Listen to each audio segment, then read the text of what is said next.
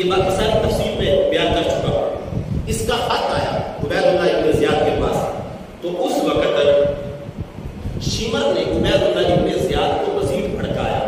اس نے کہا کہ یہ ڈرپوک آدمی، ہمارے ابن سعد ڈرپوک آدمی، اس کو ہٹاؤ، مجھے بھیجو. یہ خولی اور شیمر جو تھے ان کے دل میں کوٹ کوٹ کے بغض اہل بیت بھرا ہوا تھا.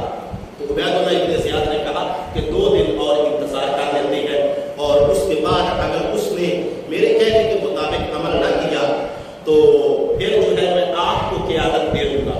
تو وہاں پر ایک خط لکھا گیا. اب یہ پہلا خط آپ سنیں. عمر ابن سعد اس کی طرف عبید اللہ ابن زیاد نے جو کوفے کا گورنر تھا اس نے خط لکھا. اس نے لکھا کہ مجھے اطلاع ملی ہے کہ تم امام علی مقام کے ساتھ نرمی اختیار کر رہے ہو اور تم وہاں پہ کوئی صلح کا معاملہ طے کر رہے ہو. ان کے سامنے صرف 2 چیزیں رکھو. اگر وہ یزید کی بیعت کرتے ہیں تو ٹھیک ہے، بیعت نہیں کرتے تو ان کو موت کے گھاٹ اتار دو. اور یہ تھا وہ پہلا پیغام. یہ الفاظ کافی لمبے چوڑے ہیں، آپ صرف اتنے سنیں جو عبید اللہ ابن زیاد نے عمر ابن سعد کو لکھے. لکھنے لگا کہ سب سے پہلا کام جو تم میرا خط پہنچتے ہی کرنا ہے تم نے وہ یہ کرنا ہے کہ امام علی مقام اور ان کے اصحاب اور ان کے جو رفقا ہیں ان پر تم پانی کو بند کرو. فَإِنَّ حَلَّلَتُهُ عَلَى يَهُودٍ وَالنَّصَارَىٰ وَحَرَّمَتْهُ عَلَيْهِ وَأَهْلَ بَيْتِ الْحُسَيْنِ وَأَصْحَابِهِ. کہنے لگا یہود و نصارہ پر فرات کا پانی حلال کر دو، لیکن امام علی مقام حضرت سیدنا امام حسین اور ان کے اصحاب پر فرات کا پانی جو ہے وہ حرام کر دو. یہ الفاظ آپ دیکھو نا، ٹھیک ہے دشمنیاں بڑی بڑی ہوتی ہیں، بندے کو بڑے بڑے خواب ہوتے ہیں یا کوئی معاملہ ہوتا ہے، لیکن تم نے غور و فکر یہ کرنا ہے کہ نسل رسول اللہ صلی اللہ علیہ وآلہ وسلم کے ساتھ کچھ کردار اتنے گھنونے ہیں اور پھر بھی اس کے باوجود کچھ لوگ آج بھی ان کرداروں کو دیکھ کے، ان کرداروں کو پڑھ کے، ان کرداروں کی تحقیق کر کے پھر بھی ایسے لوگوں کی سپورٹ کرتے ہوئے نظر آتے ہیں. اس نے الفاظ لکھے، کہتا ہے فَإِنَّ حَلَّلَتُهُ عَلَى يَهُودٍ وَالنَّصَارَىٰ کہ یہود و نصارہ پر دریائے فرات کا پانی حلال کر دو، لیکن اصحاب حسین پر اور مولا حسین پر اور ان کے خاندان پر اور نسل رسول اللہ پر کہنے لگا وَحَرَّمَتْهُ عَلَيْهِ وَأَهْلَ بَيْتِ الْحُسَيْنِ وَأَصْحَابِهِ. ان پر جو ہے وہ دریائے فرات کا پانی حرام کر دو. لفظ حلال اور لفظ حرام یہ عبید اللہ ابن زیاد نے خط کے اندر لکھا جو عمر ابن سعد کے خط لکھا گیا، اور خط لے کے آنے والا شیمر ابن ذوالجوشن تھا. بات کو ختم کرتے ہیں. کما وضع بالتقى والنقى عثمان بن عفان امیر المؤمنین المظلوم فإن نزل الحسین واصحابه على حكم واستسلموا فبعث الى مسلما وان ابوا فدحف اليهم حتى. کہنے لگا کہ حضرت عثمان غنی امیر المؤمنین جو تھے عثمان بن عفان، جس طرح ان پر ان کے ہوتے ہوئے اور ان کے امیر المؤمنین ہوتے ہوئے اور ان کے خلیفۃ المسلمین ہوتے ہوئے کہ پانی پورے مدینے کو جو ملتا تھا پینے کے لیے یا استعمال کرنے کے لیے، وہ حضرت عثمان غنی رضی اللہ تعالیٰ عنہ نے وہ کنواں جو ہے وہ خرید کے اللہ تعالیٰ کے راستے میں مسلمانوں کے لیے وقف کیا تھا، لیکن ان پر اس کے باوجود بھی پانی حرام تھا. جس طرح ان پر حرام کیا گیا تھا اسی طرح حسین ابن علی پر پانی جو ہے وہ حرام کر دیا. اب جو شیمر تھا جس وقت یہ خط لے کے ناچتا ناچتا عمر ابن سعد کے پاس آیا تو عمر ابن سعد نے آگے سے شیمر ابن ذوالجوشن کو ڈانٹا. جو اس کے پہلے پہلے الفاظ تھے نا، ان الفاظوں سے محسوس ہوتا ہے کہ عمر ابن سعد کا پہلے دل نہیں تھا، لیکن بعد میں یہ آیا لالچ میں، کیونکہ خط کے اندر یہ بات لکھی ہوئی تھی کہ اگر تم میری بات پر عمل کرو گے تو تمہیں رائے کی حکومت ملے گی اور تمہیں جو ہے وہ سرداری دی جائے گی. تو اس وقت پھر عمر ابن سعد کے دل میں آیا کہ اگر میں پیچھے ہٹتا ہوں، حسین سے مقابلہ نہیں کرتا پھر سردار یہ بن جائے گا اور حکومت اس کو مل جائے گی اور لونڈیاں جو ہے وہ اس کو مل جائے گی اور میرے ہاتھ سے جو ہے اگر میں حسین کا مقابلہ نہیں کرتا تو وہ سب کچھ میرے ہاتھ سے چھوٹ جائے گا. تو امام علی مقام حضرت سیدنا امام حسین جو تھے وہ تو دل کی بات بھی جانتے تھے.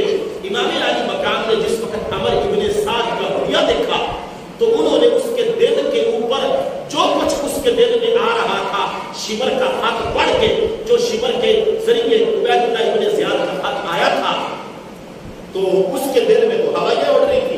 امام علی مقام نے فرمایا عمر ابن سعد اس خط کے دھوکے میں نہ آؤ. آج تم جس حکومت کے لالچ میں نسل رسول اللہ کو ختم کرنے کا ارادہ کرنا چاہتے ہو اور ارادہ کر رہے ہو اور تمہارے دل میں جو خیال پیدا ہو رہا ہے میں اس روئے زمین پہ نسل رسول اللہ کا وہ فرزند ہوں کہ میں تمہیں نہیں کر دینے کے لیے تیار ہوں کہ میں تمہیں ابھی اسی وقت جنت میں تمہیں تمہارا ہاتھ اپنی دو انگلیوں کے درمیان سے دکھا سکتا ہوں. میرا مقابلہ کرتا ہوں. تو آگے سے اس بدبخت نے ایک جواب دیا. اب یہاں سے یہ بندہ پلٹ گیا. پہلے عمر ابن سعد کی سوچ اور تھی لیکن شمر کے آنے کے بعد اس کے دل میں جب یہ خیال آیا نا کہ اب سرداری حکومت قیادت اور ریاست وہ انعام میں ملے گی شمر کو تو پھر اس نے فیصلہ تبدیل کیا. کہنے لگا اے حسین ابن علی جو تم دے رہے ہو وہ ادھار ہے جو عبید اللہ ابن زیاد دے رہا ہے وہ نقد ہے کہ میں نے ابھی تمہاری گردن پہ تلوار کو چلانا ہے اور فوری طور پہ مجھے حکومت مل جانی ہے تو یہ نقد ہے اور جو تم کہہ رہے ہو کہ مرنے کے بعد جنت میں وہ ادھار ہے. میں ادھار کے مقابلے میں نقد کو چھوڑ دوں یہ مجھے گوارا نہیں. کیسے کیسے بشر پیدا ہوئے اس دھرتی پر اور انہوں نے کیسے کیسے جملے بولے. عمر ابن سعد کہنے لگا میں ادھار کے مقابلے میں نقد کو چھوڑ دوں ایسا نہیں ہو سکتا. پتہ نہیں کب تک میں نے اس وقت امام علی مقام نے کروایا کہ یہ جو تم کہہ رہے ہو نا کہ جنت ادھار ہے اور یہاں دنیا کی حکومت اور شہنشاہی یہ نقد ہے یہ تمہاری بھول ہے وہ ادھار نہیں ہے. ہو سکتا ہے کہ یہاں پر جو دنیا میں تم چند دن گزارو اور میرے ساتھ مقابلہ نہ کرو اور تمہارے اوپر مشکل آئے لیکن وہ مشکل بھی تمہارے گناہوں کا کفارہ بنے گی. المختصر کہ اس کا ذہن جو ہے وہ تبدیل ہو گیا اور شمر ابن ذیلجوشن جو ہے اس کے ہاتھ میں قیادت نہ گئی اور کربلا کے اندر جو 20,000 یزیدیوں کی فوج تھی اس کی قیادت جو ہے وہ عمر ابن سعد کر رہا تھا. اب یہاں پہ بات کو چونکہ مختصر کرنا ہے 2 محرم 3 4 5 اور 6 ان دنوں میں امام علی مقام اور ان کے رفقا پر پانی جو ہے وہ جاری تھا. پانی پینے کے لیے اور اپنے استعمال کے لیے وہ دریائے فرات کا پانی استعمال کرتے رہے. کچھ مشکلات تھی لیکن کرتے رہے. لیکن جب 7 محرم کا دن آیا تو اس وقت عمر ابن سعد نے مکمل طور پہ امام علی مقام اور ان کے رفقا پر جو پانی ہے وہ بند کر دیا. اب جس وقت پانی بند ہو گیا تو اس وقت امام علی مقام کے لشکر میں سے ایک آدمی تھا جس کا نام تھا برید بن حضرمی. تو اس نے امام علی مقام کی بارگاہ میں گزارش کی کہ آپ مجھے اجازت دیں کہ میں جو ہے وہ عمر ابن سعد کے پاس جا کے پانی کو طلب کروں. تو امام علی مقام نے ان کو اجازت دے دی. تو جس وقت امام علی مقام کا یہ قاصد پہنچا عمر ابن سعد کے پاس اور بولا اب جو جملے اس نے بولے تھے نا وہ جملے بڑے کمال ہوئے.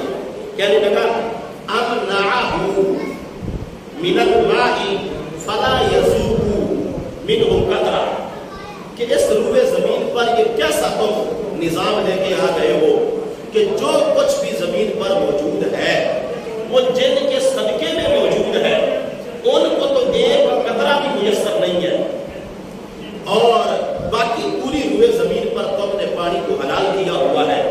تو لہٰذا مجھے اجازت دو کہ ہم کچھ وقت کے لیے ہمیں اجازت دے دو کہ پانی جو ہے وہ آل رسول کے لیے اور امام علی مقام کے رفقا کے لیے جو ہے وہ دریائے فرات سے حاصل کیا جائے. لیکن عمر ابن سعد نے اس کو آگے سے شہید کر دیا اور واپس برید بن حدیر کی آمدانی ان کی جو ہے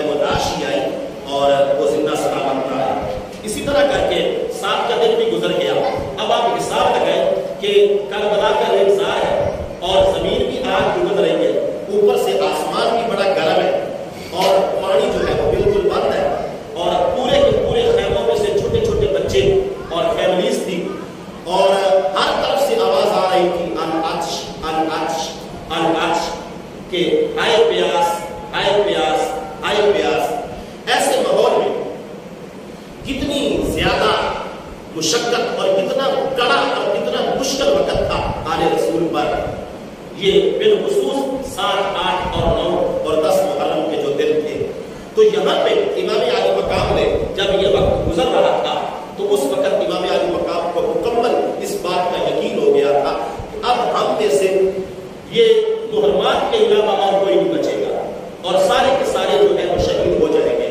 تو امام عالی مقام نے اہتمام کیا سید زادیوں کا علیحدہ اور جو باقی آپ کے مرد رفقا تھے ان کا علیحدہ، اور سب کو آپ نے جو ہے وہ باری باری موقع دیا تاکہ وہ خود اپنا فیصلہ کر سکے کہ یہ جو یزیدی ہے ان کو تو میرے خون کی ضرورت ہے اور ان کا جو ٹکراؤ ہے وہ میرے ساتھ ہے اور ان کا جو معاملہ ہے وہ میرے خون کے ساتھ ہے اور میرے خاندان کے ساتھ ہے.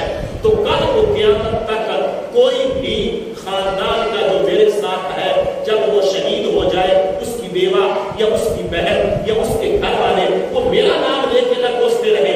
اس لیے امام علی مقام نے ہر حجت کربلا کا میدان سجنے سے پہلے قائم کی. تو آپ نے اپنے رفقا کو اکٹھا کر کے یہاں پہ جو پہلا خطبہ ہے جس کے اندر امام علی مقام کی بہت ساری چیزیں جو ہیں وہ ہمارے سامنے واضح ہوتی ہیں. میں اس خطبے کو بھی بیان کرنے کی کوشش کروں گا. یہ خطبہ ہے 9ویں محرم کی رات کا کہ 9 محرم کا جو دن تھا نا عصر کی نماز کے بعد عمر ابن سعد کی جو یزیدی فوج تھی انہوں نے پیش قدمی کر دی تھی، لیکن امام علی مقام نے آگے سے ارشاد فرمایا کہ ہم آج کے دن نہیں لڑنا چاہتے، ہمیں آج کے دن کی تو مہلت دے دو. آج کے دن کی ہم مہلت دیتے ہیں اور وہ مہلت اس لیے ہم نہیں دیتے کہ ہم کوئی جان دینے سے جو ہے وہ اپنے آپ کو بچانا چاہتے ہیں یا ہم ڈر گئے ہیں. ایسی بات نہیں ہے. ہمیں پتا ہے جو کل ہونا ہے وہ آج بھی ہم تیار ہیں، لیکن مہلت ہم اس لیے مانگ رہے ہیں کہ میں نے کچھ حجتیں قائم کرنی ہے اور جی بھر کے آج کی جو پوری رات ہے وہ عبادت خدا میں ہم لوگ گزارنا چاہتے ہیں. عبادتیں اب یہ ہے جو ہمارے آج کا موضوع ہے. ان باتوں کو ذہن میں رکھ کے وہ ایک لفظ میں نے نکالا تھا مقاصد کربلا. اب یہاں پہ مقاصد کربلا ویسے تو علماء نے بڑے بیان کیے ہیں جن میں سے تقریباً 10-12 جو ہے اس کے میں نے بھی نوٹس تیار کیے ہیں. پہلا مقصد وہی امام علی مقام کا یہ کہنا ان هؤلاء قد نزلوا طاعة الشیطان وتركوا طاعة الرحمن وأظهروا الفساد وعطلوا الحدود. کہ یہ 4 باتیں ہیں کہ کربلا قائم ہوا جو اس کا جو مقصد ہے وہ یہ تھا. امام علی مقام کہتے تھے کہ میں یہ چاہتا ہوں کہ شیطان کی جو اطاعت ہے اس کو روکا جائے اور جو رحمان کی اطاعت کو چھوڑنے والے ہیں ان کو سیدھا کیا جائے اور جو زمین پر فساد کرنے والے ہیں ان کو مٹایا جائے، ان کے فساد کا مقابلہ کیا جائے. اور جو اللہ تعالیٰ کی حدود قرآن کی صورت میں اور جو اللہ تعالیٰ کی حدود فرمان رسول کی صورت میں اور جو اللہ تعالیٰ کی حدود دین کے اظہار اور دین کے فرائض اور دین کے واجبات کی صورت میں ہے کہ جو یزید نے اودھ ہم مچا رکھی ہے اور اس نے قرآن کی حدود کو توڑ کے بہنوں کے ساتھ اور اپنی ماؤں کے ساتھ نکاح کو حلال کر دیا ہے، جو اس نے شراب کو حلال کر دیا ہے، جو اس نے 2 بہنوں کا نکاح ایک مرد کے ساتھ جائز کر دیا ہے اور جو اس نے نماز کی جو پابندی ہے اس کو شریعت مطہرہ کی جتنی بھی سٹیٹس ہیں ان سے اٹھا دیا ہے اور باقاعدہ طور پہ جو گورنر ہے ان کو ان کے حدود لکھ دیے ہے. تو مجھ جیسا جو امام علی مقام جیسا اگر حضرت محمد مصطفیٰ کا نواسہ موجود ہے تو میں یہ برداشت نہیں کر سکتا. یہ 4 وجوہات تھی اور یہی مقصد کربلا ہے. آگے پھر ان 4 سے مزید نکلتی ہے کہ نمبر 1 یہ ہے کہ شیطان کی اطاعت کو روکا جائے. نمبر 2 یہ ہے جو رحمان کی اطاعت کو چھوڑ چکے ہیں ان کا قبلہ درست کیا جائے اور ان کو سمجھایا جائے اور ان کو یزید کی بیعت سے روکا جائے. وَأَظْهَرُوا الْفَسَادَ اور جو یزید کی بیعت کر کے بشعور یزید اس قرۂ ارضی پر جہاں پہ میرے نانا نے امن کے جھنڈے گاڑے تھے اور جہاں پہ میرے نانا اور ان کے اصحاب مہاجرین اور انصار سابقون اور اولون ان سب نے اپنی جانوں کا نذرانہ پیش کر کے جب امن کی ہر طرف ہوا چلائی تھی وہاں پہ اب یزید جو ہے اس کا فساد جو ہے وہ ظاہر ہو چکا ہے. تو اب کوئی اس وقت حضور کا ایسا جانشین جانشین موجود نہیں ہے، نہ صحابہ میں سے نہ اہل بیت میں سے جو اس وقت تھے کہ جو یزید کا مقابلہ کر سکے۔ اب یہ ذمہ داری جو ہے وہ میرے قدموں پہ آتی ہے۔ تو یہ ہے مقصد کربلا کہ دین کو بچانا، شریعت کو بچانا اور اللہ کی قائم کی ہوئی حدود کو قائم کرنا اور فاسق و فاجر اور ایک لعنتی کی بیعت سے امت مصطفیٰ کو روکنا، اور جو رحمان کی اطاعت چھوڑ چکے ہیں ان کو کھینچ کے ان کا قبلہ درست کرنا، اور جو شیطان کی تابعداری کا لزوم اپنے اوپر کر چکے ہیں، اپنے اوپر ضروری کر چکے ہیں، ان تمام کو جو ہے وہ سمجھانا۔ اسی مقصد کے لیے آپ نے مدینہ سے مکہ اور مکہ سے پھر آگے جو ہے وہ کوفہ، اور کوفے سے پھر آگے دیکھیں جو دمشق ہے وہ 1330 کلومیٹر ہے، یعنی 800 میل ہے۔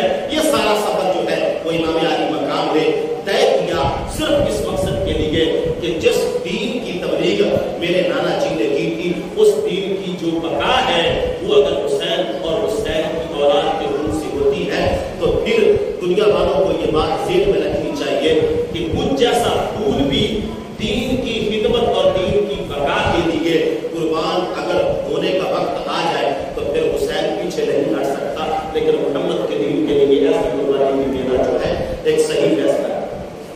تو 9 محرم الحرام کو امام علی مقام نے رات کے وقت جو ہے، اب یہاں پہ اس خطبے پہ آپ نے توجہ کرنی ہے ایک چیز اور ہے کہ جہاں سے اہل سنت و جماعت کو بھی ایک ضمانت ملتی ہے اور اہل سنت و جماعت کو بھی ایک شہادت ملتی ہے اور ایک گواہی ملتی ہے۔ اب دیکھو نا، جتنی بڑی گواہی ہو جج کو فیصلہ کرنے میں آسانی ہو جاتی ہے۔ اگر ایک چشمدید گواہ ہو کہ جس نے اپنی آنکھوں سے ایسا وٹنس ہو جو آئی وٹنس ہو اور اس نے اپنی آنکھوں سے کسی معاملے کو دیکھا ہو، اور عدالت میں اگر کوئی موکل یہ کہہ دے کہ میں آئی وٹنس پیش کر سکتا ہوں، چشمدید گواہ پیش کر سکتا ہوں اس معاملے میں، تو اس وقت جج کی نظر میں باقی سارے گواہوں کی اہمیت ختم ہو جاتی ہے۔ بالخصوص آئی وٹنس جو ہوتا ہے اس کے مقابلے میں کسی دوسرے کی گواہی کو قبول نہیں کیا جاتا۔ 9 محرم الحرام کی رات کا خطبہ اور آگے پھر 10 محرم الحرام کو جو صف بندی ہوئی، صف بندی کرتے ہوئے میمنہ اور میسرہ اور علم کی ذمہ داری حضرت عباس کے سپرد کرتے ہوئے جس وقت امام علی مقام نے دوسرا خطبہ دیا ہے 9 محرم کا پہلا اور 10 محرم کی صبح کا لشکر کو ترتیب دیتے وقت دوسرا خطبہ، اس کے بعد پھر ایک تیسرا خطبہ ہے، پھر چوتھا خطبہ ہے، تو اس میں بھی جو ہے وہ آپ کو اس بات کی شہادت ملے گی، گواہی ملے گی، اور گواہی دینے والے کوئی اور نہیں بلکہ خود امام علی مقام حضرت سیدنا امام حسین رضی اللہ عنہ ہے۔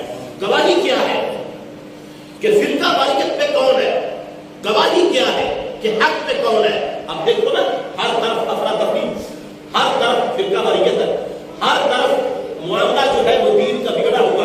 پہلی بات تو یہ ہے کہ لوگ دین کے قریب ہے نہیں، اور جو لوگ دین کے قریب ہے آگے پھر ان کے اندر پھوٹ ہے۔ پہلی بات تو یہ ہے کہ بوڑھے آدمی اور بزرگ آدمی اور سادے آدمی اور پرانے آدمی اور تھوڑا پڑھے لکھے آدمی، ان کو ان کے ذہنوں کو تبدیل کرنا کوئی سوچ پیش کر کے، یہ چونکہ بڑا آسان ہوتا ہے۔ پڑھا لکھا بندہ جب بھی کوئی بات پہ عمل کرنے کی کوشش کرتا ہے وہ پہلے سوچتا ہے، تو لہٰذا ایسے ماحول میں یاد رکھو یہ آزمائش ہوتی ہے۔ بندے کا فرقہ واریت میں چلے جانا بھی آزمائش ہے، بندے کا اپنے رستے سے اٹک جانا اور اپنے رستے سے بھٹک جانا یہ بہت بڑی آزمائش ہے۔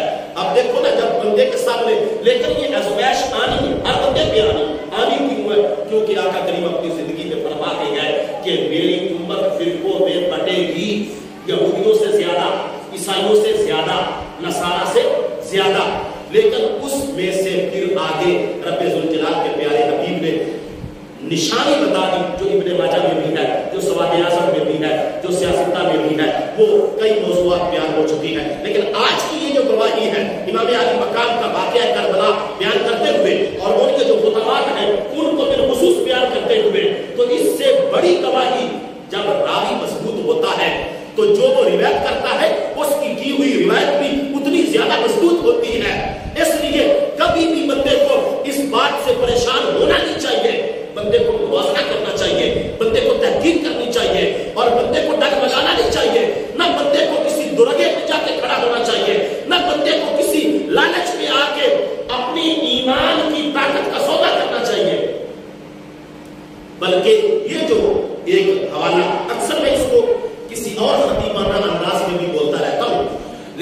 آج میں بڑے دھیمے سے انداز میں آپ کی خدمت میں اس بات کو پیش کرتا ہوں. 9 محرم کی جو رات تھی یہ انتہائی دلدوز رات تھی آل رسول کے لیے، کیونکہ کافی دیر ہو گئی تھی پانی بند ہوئے اور کافی وقت گزر چکا تھا.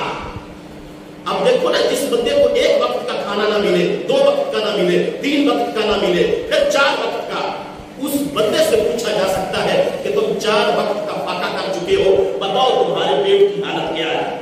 اور کھانے کا بند ہونا اور چیز ہے، پانی کا بند ہونا اور چیز ہے، پھر موسم کا ٹھنڈا ہونا اور چیز ہے، موسم کا گرم ہونا اور چیز ہے، پھر وطن میں ہونا اور چیز ہے، پردیس میں ہونا اور چیز ہے، پھر اپنے پیار کرنے والوں میں بندے کا موجود ہونا اور چیز ہے، لیکن دشمن کے نرگے میں، پھر پردیس میں، پھر بے سر و سامان، پھر ریت کے ٹیلے پر، پھر تپتے ہوئے آسمان کے نیچے، اور پھر بندے کا بھوکا ہونا، اور پھر بندے کا پیاسا ہونا، اور پھر کئی دن کا گزر جانا، اور پھر سامنے موت کا کھڑا ہونا، اور پھر سامنے ہزاروں کی تعداد میں یزیدی لشکر کا موجود ہونا.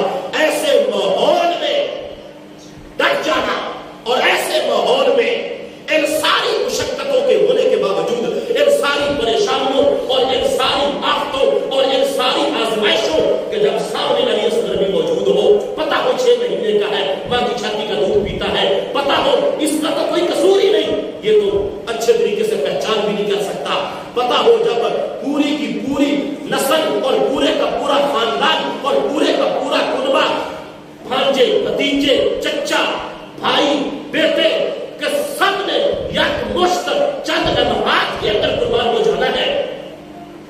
ایسے ماحول میں بندے کا ثابت قدم رہنا. اور میں یہ جب سوچتا ہوں تو آپ بھی اس بات پہ قائل ہو جائیں گے، آپ بھی، آپ کا دماغ بھی، آپ کی محبت بھی، آپ کا ایمان بھی یہ گواہی دینے کے لیے تیار ہوگا. کیوں نہ ہو، صدیاں اسی بات کی گواہی دے رہی ہے کہ حسین ابن علی کے علاوہ اور کوئی نہیں تھا جو کربلا میں ثابت قدم رہ سکتا. حالات کیسے تھے؟ تو 9 محرم کی رات کو امام علی مقام ایسے ماحول میں آپ نے، اب دیکھیں ایمان والے کی شان کیا ہے، ایمان والے کا مقام کیا ہے. ایمان والا مشکل حالات میں اپنی زبان کو آگے چلاتا کیسے ہے اور اپنی زبان پہ کون سے کلمات لے کے آتا ہے. امام علی مقام کہنے لگے وہ جملے چند عربی میں حصول برکت کے لیے کہ اللہ ان کے جملوں کے صدقے کل قیامت کے دن ہماری نجات فرمائے. آپ فرمانے لگے اللہم انی احمدک، اے اللہ میں آپ کا شکر ادا کرتا ہوں، میں آپ کی حمد کرتا ہوں. احمدک، اللہم انی احمدک، کس بات پہ؟ امام علی مقام فرمانے لگے علی ان اکرمتنا، کہ اے باری تعالیٰ تو نے ہمیں عزت بخشی ہے، تو نے ہمیں اکرام بخشا ہے، تو نے ہمیں مقام بخشا ہے. میں اس بات پر شکریہ ادا کرتا ہوں کہ تو نے ہمیں آل نبوت کہ تم نے اے باری تعالیٰ ہمیں نبی کی اولاد بنا کے، آل نبوت بنا کے، اہل بیت کا تاج پہنا کے، رسول اللہ کی نسل میں ہمیں پیدا کر کے جو ہمیں وقار عطا فرمایا ہے، جو ہمیں عظمت عطا فرمائی ہے، جو ہمیں شان عطا فرمائی ہے. اللہم انی احمدک، اے میرے رب میں اس بات پہ تیرا شکریہ ادا کرتا ہوں. اب حقیقت میں امام علی مقام کے یہ جملے غیروں کو سمجھا رہے تھے کہ سمجھ جاؤ ہمارے مقام کو، کہ جو آل نبوت کا ٹائٹل اور جو آل نبوت ہونے کا شرف اور مقام ہمارے کھاتے اور ہمارے حصے میں ہے، اس کے پلے کا مقام اور اس درجے کی جو عظمت ہے وہ کائنات میں کسی کے پاس نہیں ہے. تو حقیقت میں تو اگر کوئی سمجھنا چاہتا تو امام علی مقام کے خطبے کے ان الفاظوں سے ہی سمجھ سکتا تھا کہ میں کیسے مقابلہ کر رہا ہوں، میں کیوں کر رہا ہوں، کہ ان کا شرف نسب اور شرف حسب اور شرف خاندان اور شرف شجرہ وہ تو یہ ہے. آگے امام علی مقام نے سب کو، اب یہ مردوں سے ہے کتاب، رات کے وقت اندھیرے میں سارے چراغ بجھا کے امام علی مقام حجت قائم کر رہے ہیں. پھر فرماتے ہیں وَعَلَّمْتَنَا الْقُرْآنَ،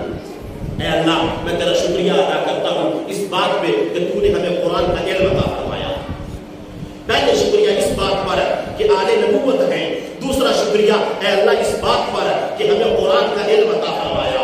اور تیسرے نمبر پہ امام علی مقام خطبے میں ارشاد فرمانے لگے فَفَهَّمْنَا فِي الدِّينِ. یا اللہ میں تیرا شکریہ ادا کرتا ہوں, تیری حمد بیان کرتا ہوں اس بات پہ کہ تو نے ہمیں دین کی سمجھ عطا فرمائی. دین کی. نمبر 4 امام علی مقام فرمانے لگے وَجَعَلْ أَسْمَاعًا وَأَبْصَارًا وَأَفْئِدَةً فَجَعَلْنَا مِنَ الشَّاكِرِينَ. اے باری تعالیٰ میں اس بات پر بھی, ہم آل نبوت اس بات پر بھی, ہم آل رسول اس بات پر بھی تیری حمدن کثیرن بیان کرتے ہیں کہ تو نے ہمیں اپنے شکر کرنے والے بندوں میں شامل کیا, اپنے شاکرین میں کیا کیا, شامل کی. اس کے بعد امام علی مقام نے یہ خطبہ, یہ تمہید باندھنے کے بعد اپنی شرافت, اپنا نسب, اپنا تعارف خطبے میں کروانے کے بعد فرمایا اما بعد. کیا فرمایا؟ اما بعد. کہنے لگے, اب مخاطب کیا اما بعد کہ اس کے بعد فإنی اعلم اصحابا, بے شک میرے اصحاب میں جانتا ہوں. سامنے بیٹھے جو امام علی مقام کے سامنے بیٹھے تھے قافلہ حسینی کے افراد, ان سے کہنے لگے کہ فإنی اعلم اصحابا, میں جانتا ہوں میرے اصحاب, فجزاکم اللہ خیرا, کہ تم اپنا تن من دھن میرے اوپر قربان کرنے کے لیے تیار ہو, اللہ تعالیٰ تمہیں جزائے خیر عطا فرمائے.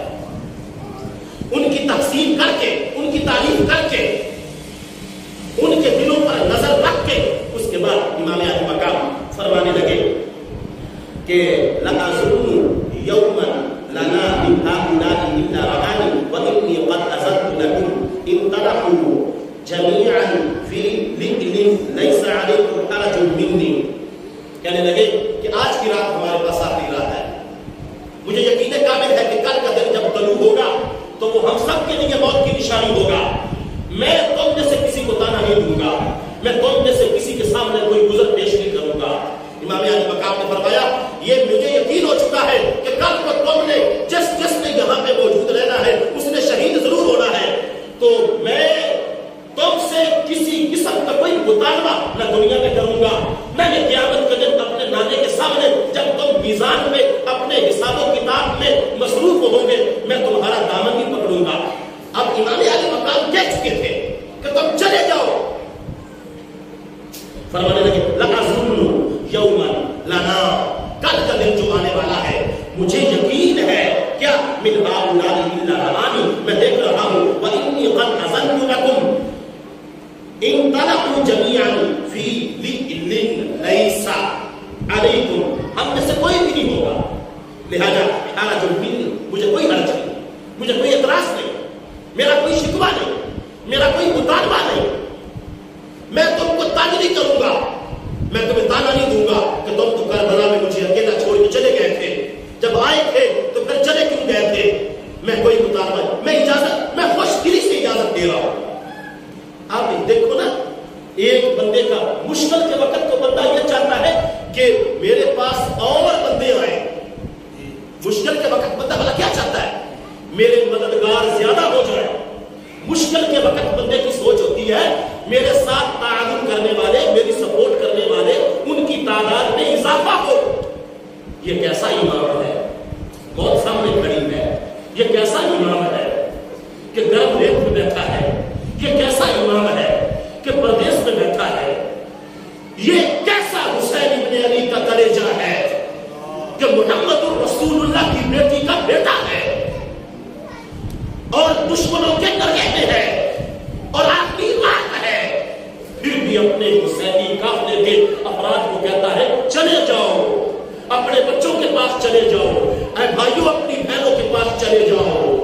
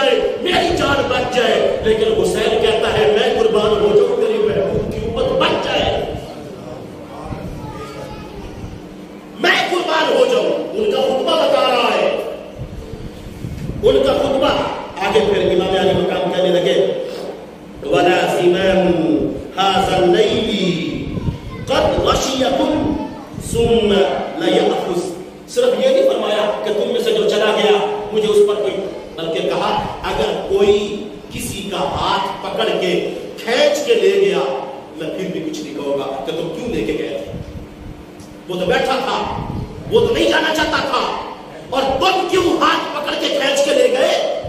دیکھو کتنی چھوٹ دے دی،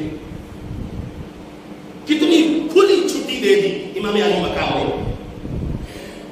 کل رجل منکم بیاد رجل من اہل بیتی حتی یفرج اللہ فإن القوم انما یطلبوننی. میں کوئی مطالبہ نہیں کروں گا، اگر کوئی کسی مرد کا اپنے خاندان میں سے ہاتھ پکڑ کے بھی کسی کو کھینچ کے لے جائے گا نا، میں کوئی مطالبہ نہیں کروں. یطلبوننی. پھر کہنے لگے امام علی مقام، اب یہ آخری جملے ہیں امام علی مقام کے، فرمانے لگے فَلَوْ قَدْ سَيَدُونِي لَهُوَ عَنْ طَلَبِ الضَّيْفِ. میں اس لیے تمہیں کہہ رہا ہوں میرے علاوہ ان کو کسی کی طلب ہے ہی، یزیدیوں کو صرف میری طلب ہے، وہ صرف میرے خون کے پیاسے، آپ کا کوئی قصور نہیں ہے. اس وقت قافلہ حسینی میں موجود ان حسینی قافلے کے افراد نے اور ان شریک قافلہ حسینی سفر میں مشن حسین کا ساتھ دینے والوں نے آگے سے تاریخی جملے بولے اور تاریخی جملے بول کے قیامت تک اپنا سر اونچا کر گئے. حالانکہ امام علی مقام چھوٹ دے چکے تھے، کہنے لگے کہ اے حسین ابن علی، آج اللہ دیکھے گا غیب پہ ایمان کیسے لایا جاتا ہے. میں آپ کو عربی جملے سناؤں، خدا کی قسم آپ حیران رہ جائیں گے. انہوں نے بولا، کہنے لگے آج اللہ کو نظر آئے گا کہ غیب پہ ہم نے اللہ کو دیکھا نہیں ہے، ہم نے قرآن کو اترتا دیکھا نہیں ہے، ہم نے جبریل کا چہرہ دیکھا نہیں ہے. اے حسین ابن علی، ہمیں تو تمہارے نانے نے بتایا ہے کہ اللہ ہے، تو جس تمہارے نانے کی زبان پہ یقین کر کے ہم نے اللہ کو وحدہ لا شریک مانا ہے، جس تمہارے نانے کے کہنے پر ہم نے قرآن کو قرآن مانا ہے، فرشتوں کو فرشتوں کا مقام مانا ہے، جنت کو جنت مانا ہے، جہنم کو جہنم مانا ہے. ہمیں یاد ہے تمہارا مقام بھی اسی تمہارے نانے نے اپنی زبان سے بیان کیا ہے. میں کوشش کرتا ہوں کہ وہ جملے بھی آپ کی خدمت میں پڑھ دوں. کہنے لگے آگے سے وَنُقَاتِلُ مَعَكَ وَنُقَاتِلُ مَعَكَ حَتَّى يَعْلَمَ اللَّهُ إِنَّا حَفَظْنَا غَيْبَةَ رَسُولِهِ. آپ کی حفاظت کرتے ہوئے، اے حسین آپ کی حفاظت کرتے ہوئے، اگر ہمیں قتل کر دیا جائے، اگر ہمیں شہید کر دیا، اگر ہمیں آپ کی حفاظت میں، تو اس سے بڑا ہمارا مقام و مرتبہ کیا ہو سکتا ہے؟ اس سے بڑی ہماری شجاعت اور اس سے بڑی ہماری عظمت کیا ہو سکتی ہے؟ یہ انہوں نے جواب دیا. پھر کہنے لگے آج آ کر کریم کو پتا چلے گا کہ میرے حسین کے ساتھ پیار کرنے والے کربلا کی زمین پہ کیسے کیسے بندے موجود ہیں. آج ان کو پتا چلے گا. آج ہم ان کی بارگاہ میں سرخرو ہونا چاہتے ہیں. اے حسین ابن علی، آج ہم آپ کے نانے کے دربار میں اپنی حاضری لگوا رہے ہیں کہ ہم آپ کے ساتھ ہیں. پھر آگے کہنے لگے کہ امام اللہ لو عادنا انکم دلنا ثم احیانا. کہنے لگے اے حسین ابن علی، آپ تو فرماتے ہیں نا کہ چھوڑ کے چلے جاؤ، اگر ہمیں قتل کیا جائے، پھر ہمیں زندگی ملے، پھر ہمیں قتل کیا جائے، ثم احیانا ثم قتلنا ثم احیانا، اگر ہمیں 70 مرتبہ قتل کیا جائے، 70 مرتبہ زندگی دی جائے، ثم نظر یفعل بنا 70 مرہ، 70 مرتبہ ہمیں قتل کیا جائے، 70 مرتبہ ہمیں زندگی دی جائے، اور 70 مرتبہ ہمارے جسموں کو جلا کے راکھ اڑا دی جائے، ہم پھر بھی زندگی ملنے پہ حسین کا دفاع کرنے کے لیے کربلا میں آ جائیں گے. یہ جو بات کی نا انہوں نے، ان بندوں نے کمال کر دی، کمال کر دی. کہنے لگے کہ ثم نظر یفعل بنا 70 مرہ، 70 مرتبہ اگر ہمارے گوشت کو جلا کر ان کی راکھ بنا کے ہوا میں اڑا دیا جائے. اس وقت امام علی مقام مسکرائے.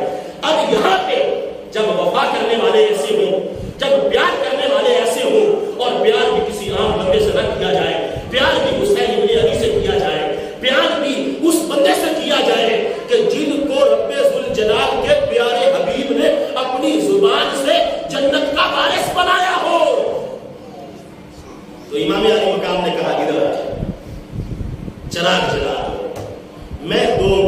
کرتا ہوں. اب دیکھو یہیں سے مقام مصطفیٰ سمجھ لو, یہیں سے عقیدہ اہل سنت سمجھ لو, یہیں سے ہی ایمان کی چنگاری کس عقیدے کی دلیل کو پسند کرتی ہے اور قرآن و سنت کس عقیدے کی وضاحت کرتا ہے. اور امام علی مقام اپنے وفا شیاروں کا یہ جواب سن کے آگے سے ان کو کیا عطا فرما رہے ہیں.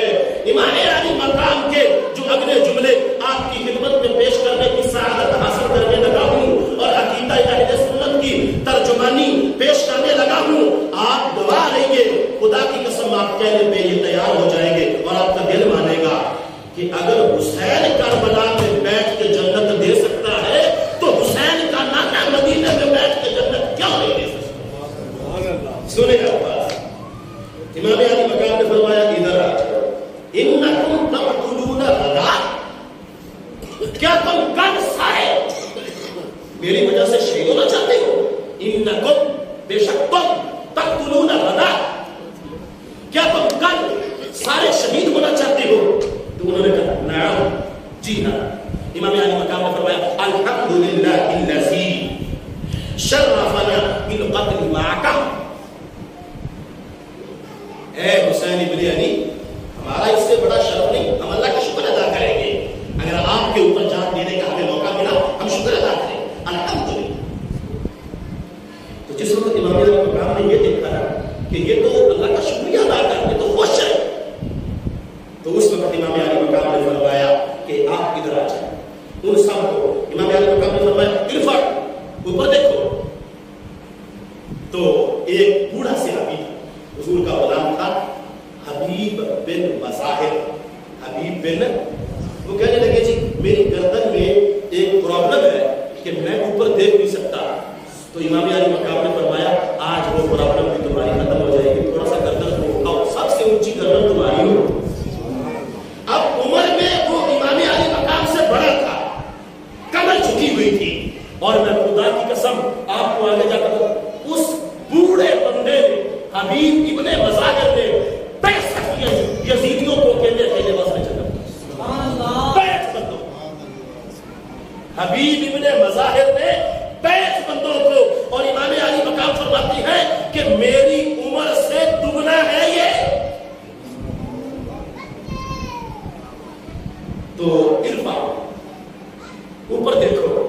اب سب نے اوپر دیکھا, کیا دیکھا؟ اوپر آسمان تھا, اوپر تو سورج تھا. امام علی مقام فرمانے لگے کہ رؤوسکم ارفعوا رؤوسکم, اپنے سروں کو اوپر اٹھاؤ. تم مجھ پہ قربان ہونا چاہتے ہو. ارفعوا رؤوسکم وانظروا, دیکھو. فجعلوا ينظرون الى مواضعهم ومنازلهم من الجنہ. میں حسین کربلا کی دھرتی پہ تمہیں تمہارے جنت میں گھر دکھانا چاہتا ہوں. کیا عقیدہ ہے. اور اگر کوئی یہ کہے کہ محمد نہیں دے سکتا, یہاں پہ تو محمد کا نواسا بھی دے رہا.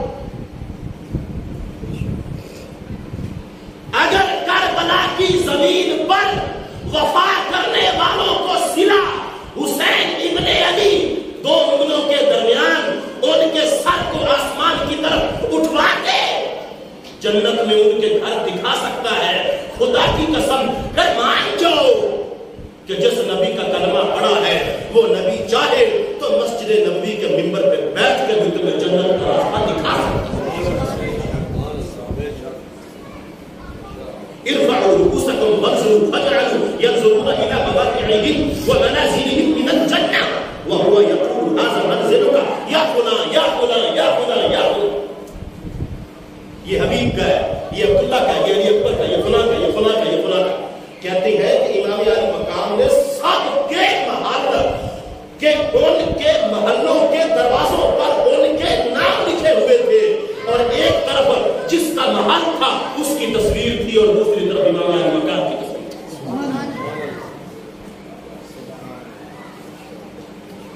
اب یہاں پہ جب 10 محرم کا دن آیا تو 10 محرم کے دن کے آنے پر صف بندی ہوئی.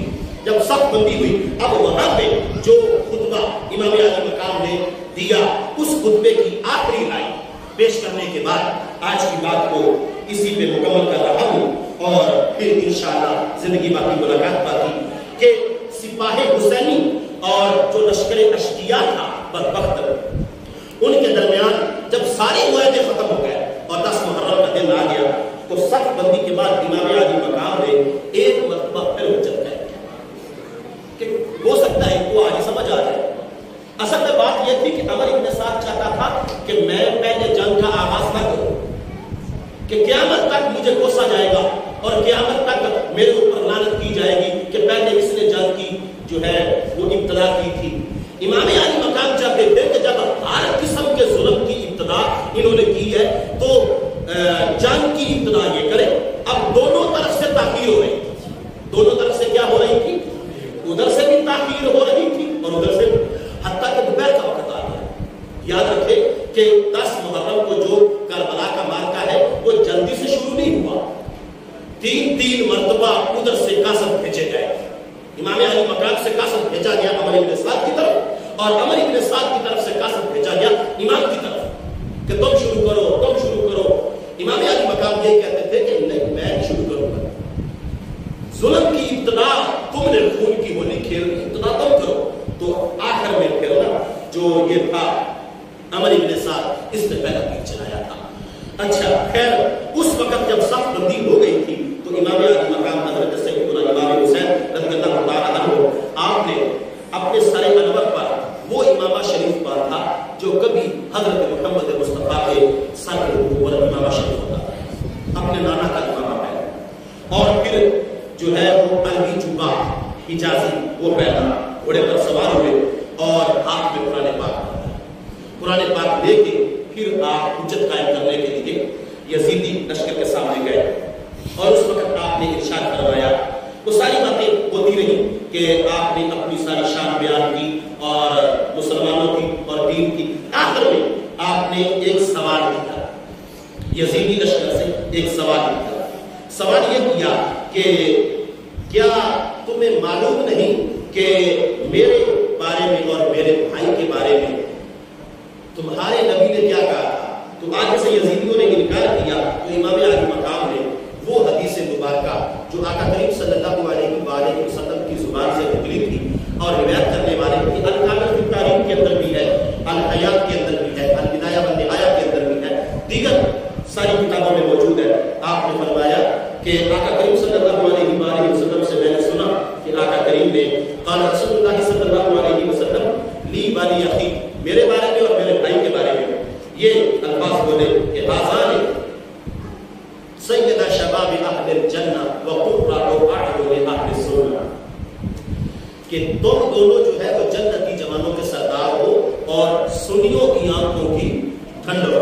اب یہاں پہ فرقہ واریت ختم ہو جاتی, اب یہاں پہ حقیقت آشکار ہو جاتی اور حقیقت واضح ہو جاتی اور یہاں پہ جو کنفیوژن ہے وہ دور ہو جاتی اور جو حقائق کے اوپر دھندلکے ہیں وہ سارے پھٹ جاتے ہیں اور جو جھوٹ کے بادل ہیں وہ پھٹ جاتے ہیں اور حقیقت سمجھ آ جاتی ہے. تو یہاں سے جو ہے آگے پھر عمر ابن سعد کے تیر چلانے پر مکمل طور پہ جو ہے وہ جنگ کا آغاز ہوا. اب یہاں پہ ایک چھوٹی سی بات جو ہے وہ آپ ضرور ذہن میں رکھیں کہ کچھ چیزیں ایسی ہوتی ہیں جن کا حقیقت سے کوئی تعلق نہیں ہوتا, لیکن کچھ چیزیں ایسی ہوتی ہیں کہ جن کا بندے کو یاد کرنا اور زندگی میں جن کا معلوم ہونا بہت زیادہ ضروری ہوتا ہے. حضرت امام علی پاک حضرت مولا مشکل کشا ان کے کربلا میں ٹوٹل 6 بیٹے شہید ہوئے. کتنے بیٹے شہید ہوئے؟ یعنی ایک تو ہے نا امام حسین, 5 ان کے علاوہ. نمبر 1 حضرت امام علی مقام حضرت سیدنا امام حسین رضی اللہ تعالیٰ عنہ. نمبر 2 حضرت عباس بن علی رضی اللہ تعالیٰ عنہ.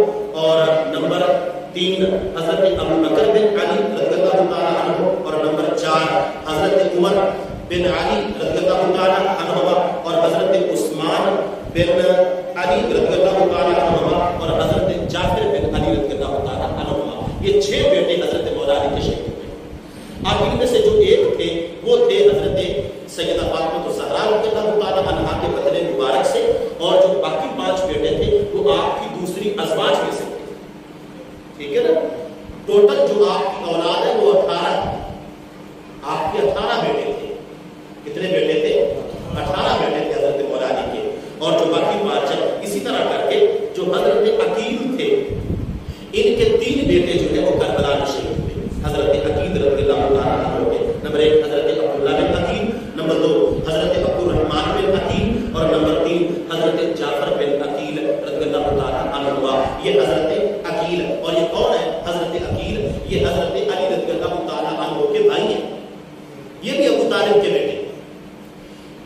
یعنی کہ حضرت علی رضی اللہ تعالیٰ عنہ دو کے جو حضرت عقیل ہے وہ بھائی ہیں اور ان کی اولاد یہ تینوں ان کے بھتیجے ہیں، عبداللہ، عبد الرحمن اور جعفر، یہ تینوں بھی شہید ہوئے. اور حضرت عبداللہ بن جعفر طیار کے دو بیٹے، یعنی حضرت عبداللہ بن جعفر طیار والا کون ہے؟ یہ حضرت زینب رضی اللہ تعالیٰ عنہا کے شوہر ہے. اور یہ حضرت عبداللہ بن جعفر یہ نہیں گئے تھے کربلا، یہ تجارت کے لیے گئے ہوئے تھے، لیکن انہوں نے اپنی زوجہ محترمہ حضرت زینب رضی اللہ تعالیٰ عنہا کو بیٹوں سمیت اجازت دے دی تھی کہ تم اپنے ماموں کے ساتھ چلے جاؤ اور مشکل وقت میں ان کا ساتھ دینا. تو ان کے دو بیٹے تھے، حضرت محمد بن عبداللہ بن جعفر اور حضرت اون بن عبداللہ بن جعفر، یہ دونوں بھی کربلا میں شہید ہوئے. اور اسی طرح کر کے حضرت زینب رضی اللہ تعالیٰ عنہ اور حضرت امام علی مقام کے دو شہزادے حضرت علی اکبر اور حضرت علی اصغر، اس کی پوری تفصیل میں بیان کر چکا ہوں کہ ایک جو ہے وہ ام رباق سے تھے اور ایک جو ہے وہ لیلا سے تھے، اور آپ کی ٹوٹل 5 بیویاں تھیں اور ایک بیٹے آپ کے بچ گئے تھے. اسی طرح کر کے ایک بیٹی جو ہے وہ آپ کی بچ گئی تھی، اور امام حسن کی بیٹی کے ساتھ امام زین العابدین کی بیٹی جو ہے وہ نکاح ہوا، 40 سال کے بعد میں زندہ رہے. لہٰذا امام علی مقام کے ایک بیٹے سے آج ان کائنات میں سارے کے سارے سید زادے موجود ہیں. ٹھیک ہے، یہ پوری اس کی تفصیل ہے، ڈیٹیل ہے، انشاءاللہ